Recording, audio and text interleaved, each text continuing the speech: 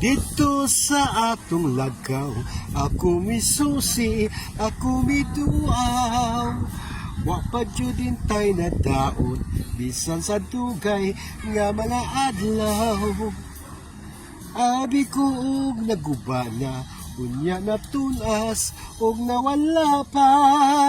Nagpabilin sa gihapon nga buhing saksi sa gugbata. Dito na tawo ang atong gugma nga gibalaan natong duha.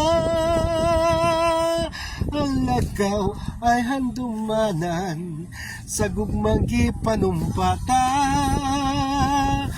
Dili na ko hikalimtan katong himayang atong gisawan. Kay dito atong namugna unang kalipay hilabihan. Kay dito atong namugna unang kalipay hilabihan.